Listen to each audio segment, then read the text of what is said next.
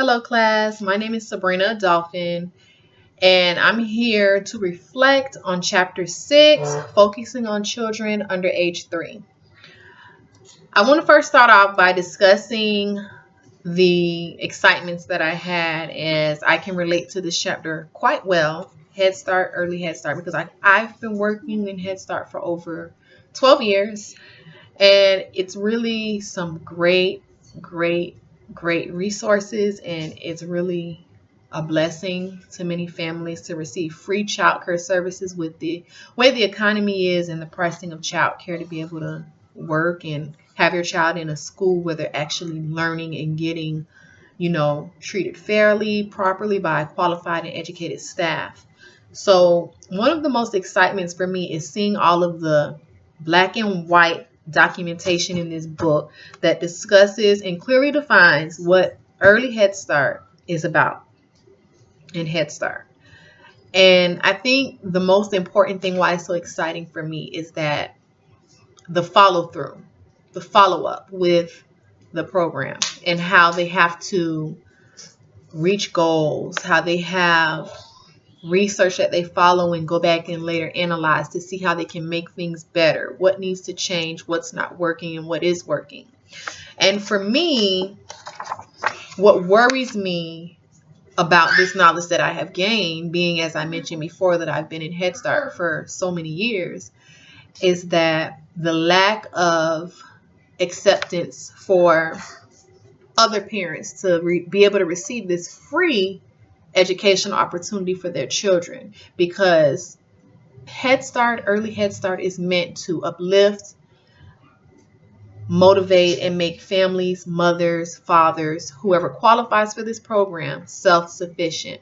And what worries me is that I'm seeing more and more of the same families being accepted into the program, which is limiting the space for other parents who have a need for these services and resources that are provided.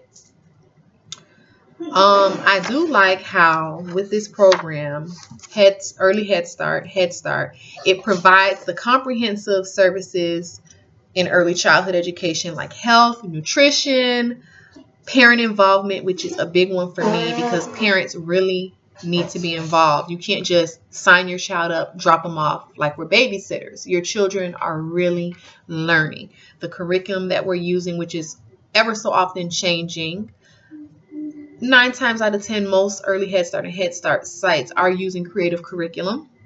However, we are now using a curriculum called Frog Street, and the parent involvement is crucial for this program, because in order for your child and for your family to be self-sufficient and uplifted, you have to be involved. Your voice matters. Parents get to serve on parent committees, policy councils, where they make all of these rules and stipulations even for staff. And they can even advocate for the things that they want to see for their child, whether it's in the classroom, whether it's bus pickup, the menus that the children get to eat every day, activities that can be planned, parent activities that they can plan for the school for the children to do. And something that I read in this chapter, let me turn to the page, that really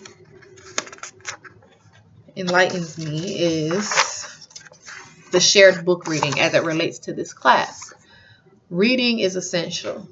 And the earlier we start it, the better our children are, because it starts with us introducing them to books, how to take care of books, taking children through a book walk, pointing out words. What do you think this story is going to be about?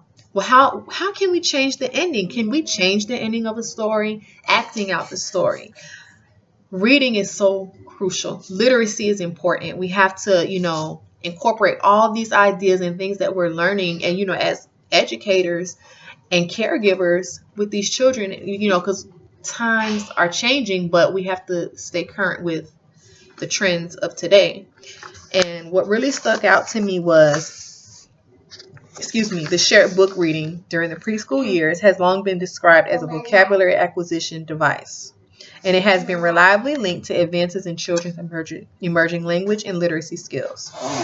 However, studies show the importance of reading in infants, toddlers from diverse low-income backgrounds are scarce.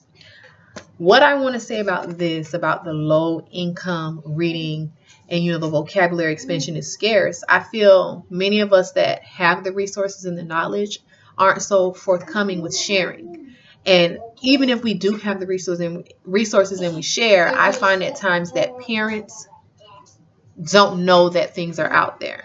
I find that we need to find better ways to make reading fun, make parents want to read to their children. And that starts by us getting to know our families and the children that we're servicing, for them to feel comfortable to share with us the things happening in their life so that we can better meet their needs to better serve the children in these families. And that way literacy can become the headliner, the main important thing, because it starts with reading. It starts with literacy. Even outside, you can name things you see outside and then incorporate those pictures and having words to go with those pictures, for the children to see that names, pictures, and things have meanings and words.